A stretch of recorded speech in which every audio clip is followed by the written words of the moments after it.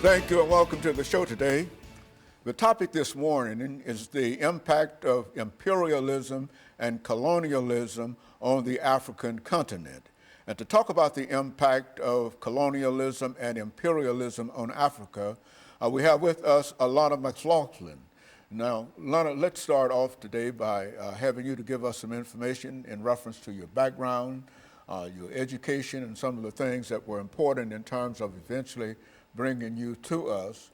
But I also must remind the audience, in case you forget, that this is the beginning of the 9th year that we've had with you, and we certainly appreciate you. And what we would like for you to do is to give us some background, education, and some of your experiences so that our audience might know more about you and some of the things that have happened to you since you first started with us more than 9 years ago.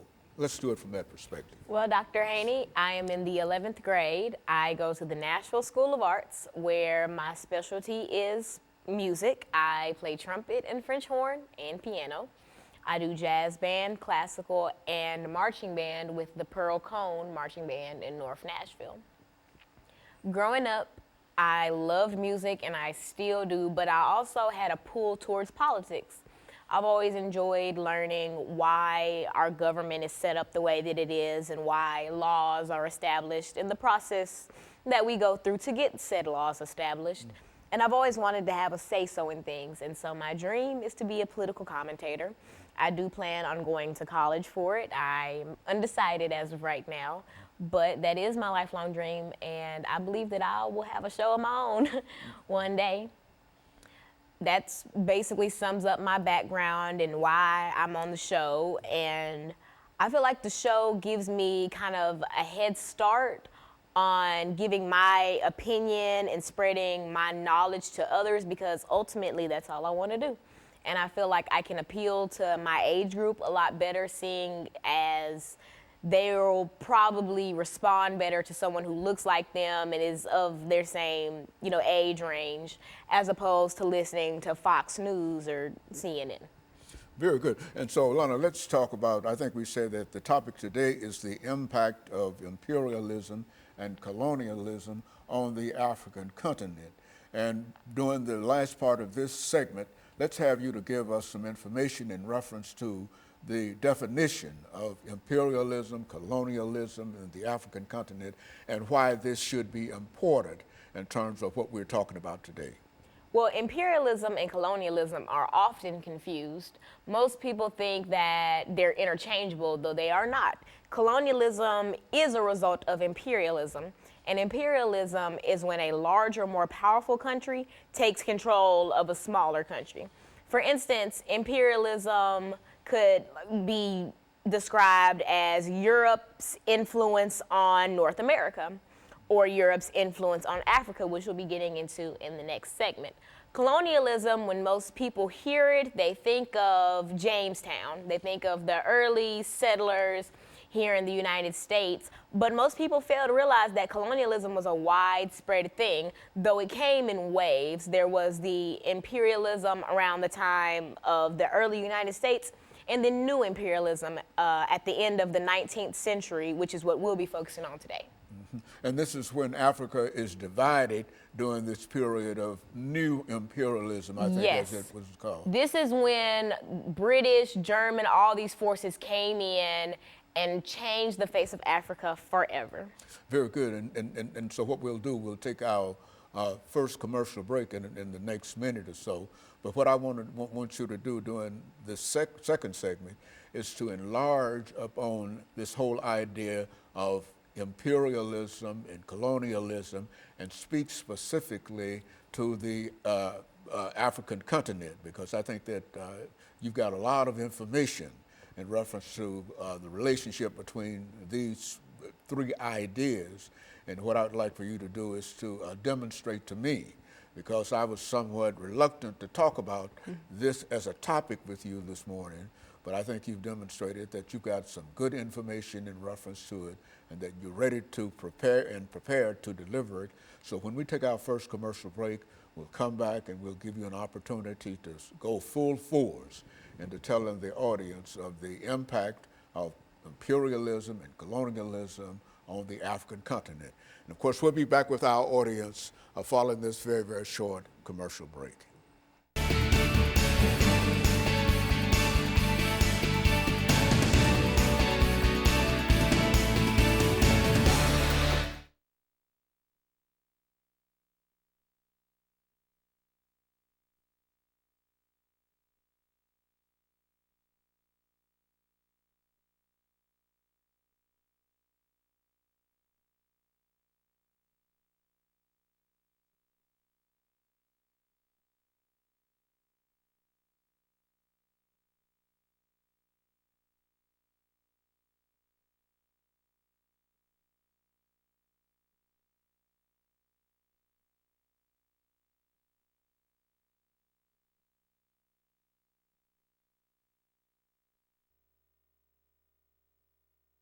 Back to the second segment of the show for today, and then we'll talk about the impact of imperialism and colonialism on the African continent. And Yep. then we can get into it. We'll have 8 minutes to do This is going to be 8, right? yeah, And then 8 10. minutes, then 10 minutes to do the second. Got it. I think that I'm going to make this segment like leading up to imperialism, and then the 10 minutes like during and after. Okay, yeah, Okay, well, yeah. however you want to do it. Okay. As long as you can keep on doing it and keep on speaking and making noise over there, you don't have any problem. The only problem with the television is when it goes silent. Nobody says anything. See, because that's You when don't have that problem that's with when me. people stop and look, start around. For they'll be turn around and listening look. in bed, and they leave and they'll sit up. stop. And It's gone silent. So Oh, you man. television don't go silent. No talk show. But I think this is a good show. It's demonstrating you got some knowledge and some information that. Did you hear my neck pop? What? Did you hear me pop my neck? Was that your neck? Yeah. I thought that was you. Let me see. Well, I already did. What, you pocket? Uh-huh. I was like that. Yeah. Yeah, well, no.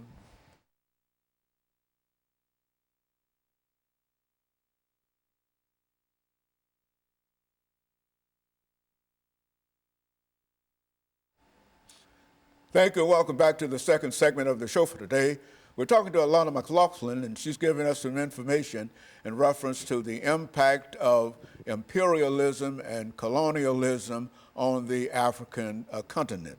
And so, Alana, let's take this second segment to become involved with what we mean when we say what kind of impacts are we talking about and what were the consequences of all of this activity and et cetera. Speak from that perspective. To fully understand the effects of colonialism and imperialism in Africa, we must study what imperialism and colonialism is and what made it unique to what happened to Africa. So in the last segment, I talked about how imperialism and colonialism are not interchangeable, though most people believe that they are. In imperialism, the Webster definition for imperialism is when a larger country takes control of a smaller country because they're less powerful. And whatever the larger, the mother country does is up to the mother country. And we see that in effects in like early colonial United States, Jamestown, etc. But what happened to Africa is much different than what happened in North America because the United States ended up becoming an empire. We see during this new imperialism period, the late 19th century to the early 20th, and the United States around this time, we were experiencing the Industrial Revolution. America was on a high. We were bringing in lots of money.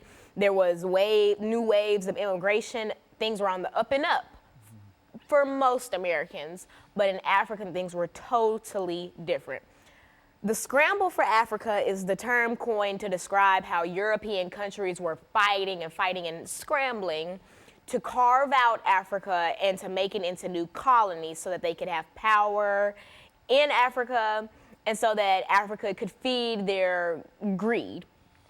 Now, the scramble for Africa had 3 different categories that all made it come together. The first was economic. Now, like I mentioned, the Industrial Revolution was going on during this time period, and not just in America, but also in Europe.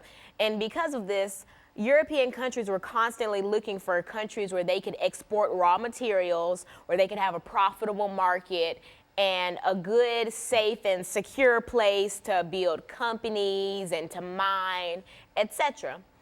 And so they immediately thought Africa and Asia, but Africa obviously got a more negative effect of imperialism. Now, after they figured out that Africa would be just such an economic boost, the political factors came into it. Now, some of the big European powers like Britain, France, Germany, Italy, etc., all of these countries were fighting for power. They all wanted to be the next big country, the next this, the next that. And one of the easiest ways to be able to do that is to conquer and colonize these African then tribes and ethnic groups. They weren't necessarily colonies or countries yet. Now, the last is social. Now, during the Industrial Revolution, things in Europe weren't always on the up and up like how I described they were in the United States. There was lots of social displacement from people in rural areas whose homes are now like mining towns or like factory towns. There was lots of unemployment and lots of homelessness. And so initially, even before these European powers discovered the political and all these other sides, all these other positives for colonizing Africa, the first thought that these European countries had was, oh, we're just going to send our surplus population to these settler colonies in Africa, and that'll help with the unemployment and the homelessness. And that was the initial thought. That was what was supposed to happen to Africa. But of course, we see in 2019 that that did not happen. Now, German Chancellor Otto von Bismarck, he kind of knew that since the scramble for Africa was so intense that there would be conflict. And so his way to combat this conflict was to have the Berlin Convention. Now, representatives from all the European countries who would eventually go on to colonize Africa were represented, but there were no representatives from the African continent.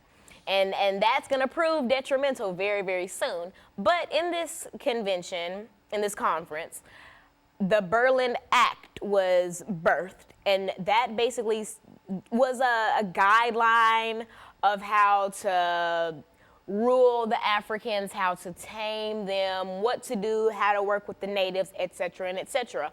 But of course, it was not very accurate because there was no one from Africa present at this.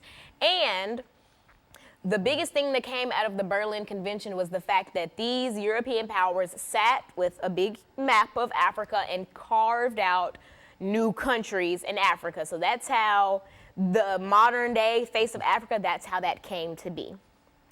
So now that Africa's carved out and now that they have a plan for Africa, they start to put it into action. These European powers are coming over, basically telling these tribes and these groups that, you know, you're under our jurisdiction now.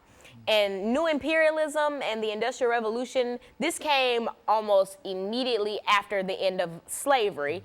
And so now the Africans are worried. They're like, slavery just ended and now we're just being re-enslaved in our own homes. And that was the beginning of the horrible, horrible impact that imperialism had on Africa.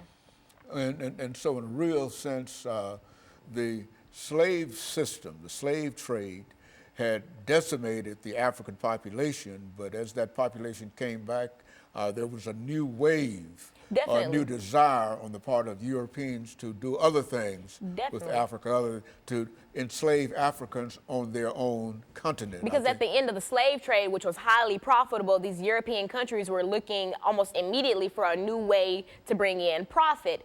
And the Industrial Revolution came at a very, very great time, but there was a lack of workers and a lack of raw materials, both of which they decided they were going to get from Africa. Good, very good. And of course, Alana, what we'll do, we'll take our second commercial break, but I do want you to understand that I thought that the information that you gave in reference to that sort of highlighted it, and I'm pleased with the activity that you did in bringing that part of us together. But what I wanted to do with this final segment is to give you an opportunity to bring all of this information together and simply to talk about the impact that imperialism had upon the African continent. And I think that that'll be enough for us. And so we'll be back with our audience following this very, very short commercial break.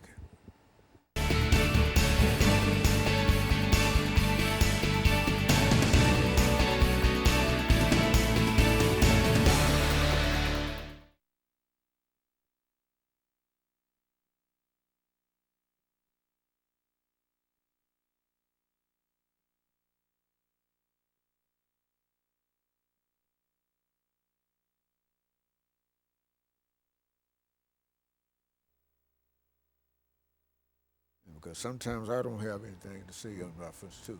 So, pull it all together.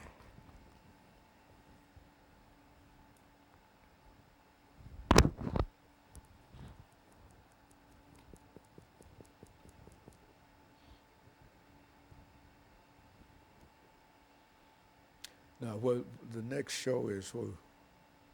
Walker? Walker, is that Walker?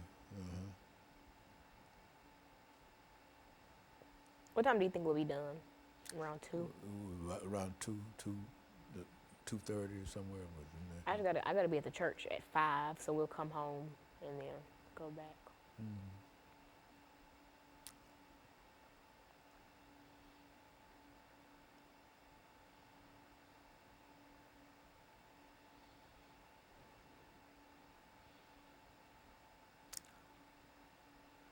We have to roll that down. That's some time we didn't use, you know that?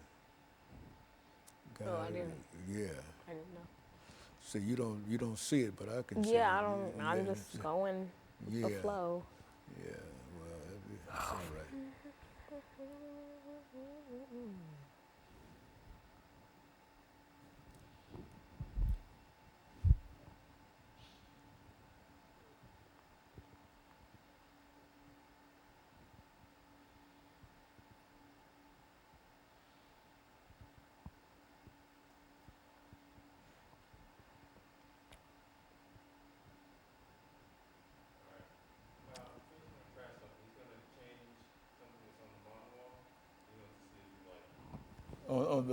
On the wall? Yes. Okay. You like that more? Is it gonna say we'll be right back? Like, this is not the original? no. Okay, so you know how we were having the problem that that big thing was kind of cut off? Well, he just put another one up there. And so now you can see the full comments with Dr. James Haney. So do you want to keep that? Let's keep that. Yeah, let's keep that. Okay, this is the last segment, 10 minutes.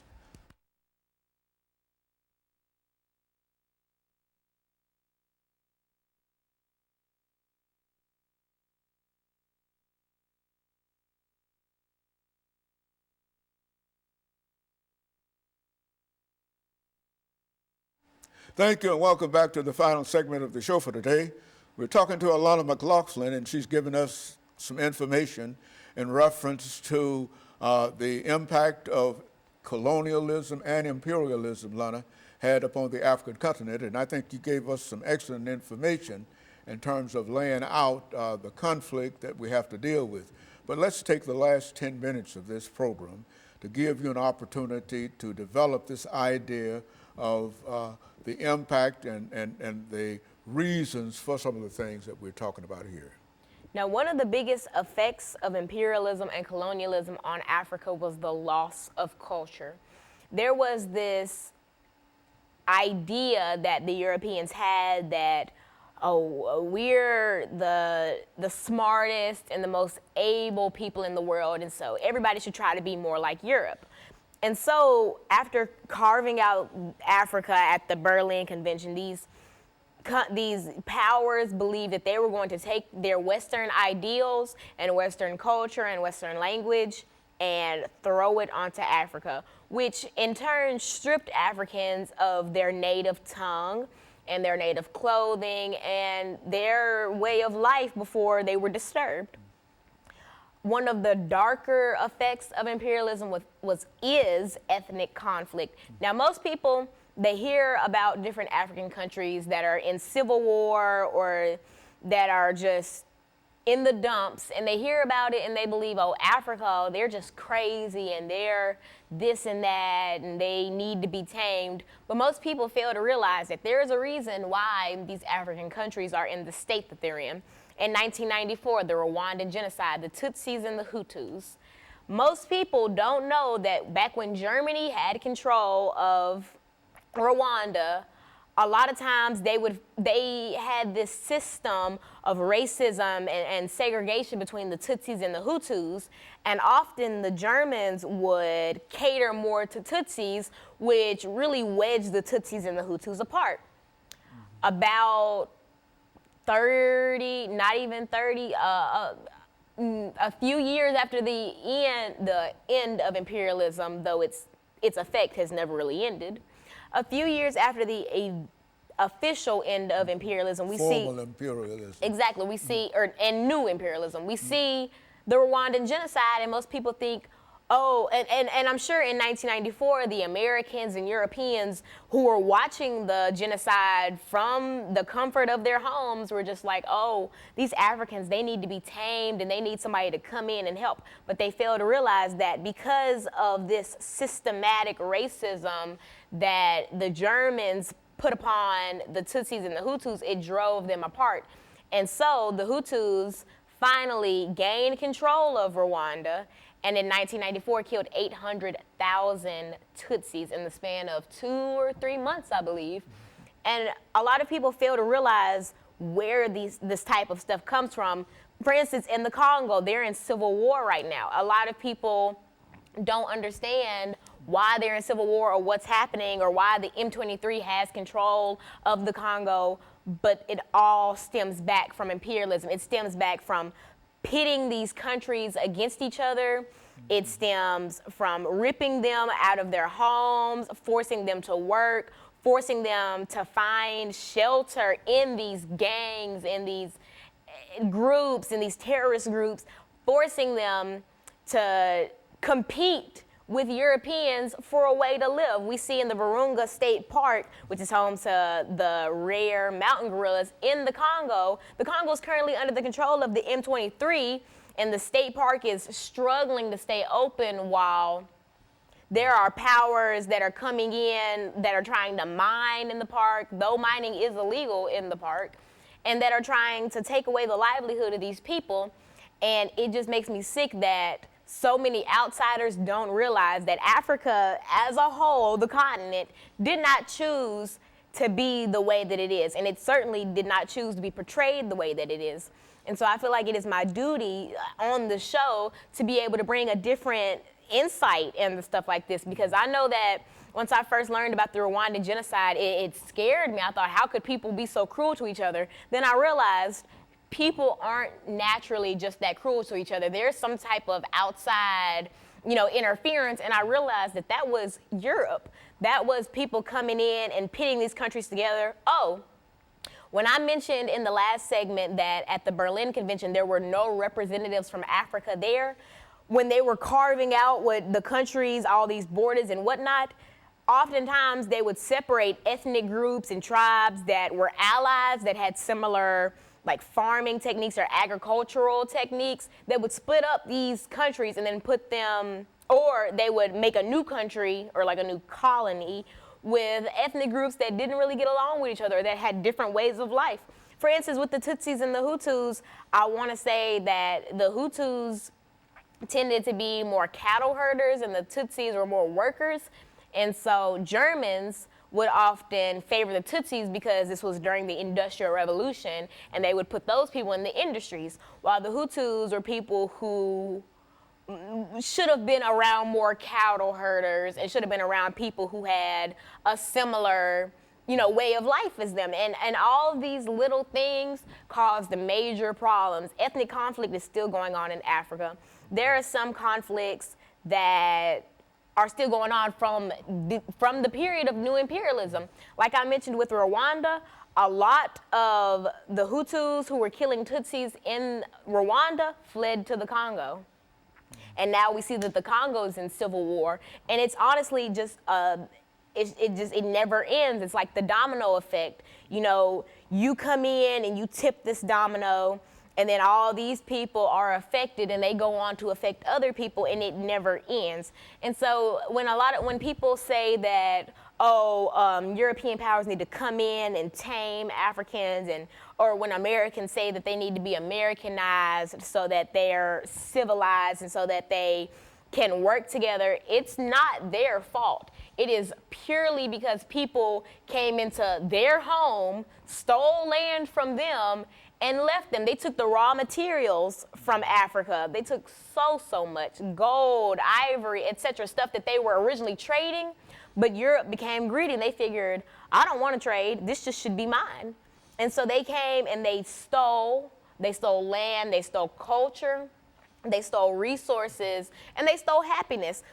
I mentioned in the last segment that new imperialism and the Industrial Revolution came pretty close after the end of the slave trade. These people were already being uprooted from their homes and shipped overseas to work for people who didn't care about them in the slightest. And now there's another form of slavery, but just from the comfort of their own homes. And that's not right. And I feel like a lot of countries, other continents failed Africa. We as Americans failed Africa because even in 1994 during the Rwandan genocide, it was televised. How did we allow that to go on for 2-3 months, allow 800,000 Tutsis to be slaughtered with clubs and machetes and be beheaded and kidnapped and recruited into all these militant groups? I feel like the country and our ignorance towards the problem honestly allowed a lot of this stuff to go on. And this is not the first instance of America letting something go on. And this is not the first instance of America turning a blind eye to colonialism. We see that with the natives. We took their land, started the reservation policy, and in reality uprooted them from their native lands, tried to Americanize them, and then just left them to fend for themselves, and that obviously had negative effects. And so, Alana, so what you're saying here is that there's been a real difficult problem in dealing with Africa as far as the European countries are concerned, and that in a real sense, the European countries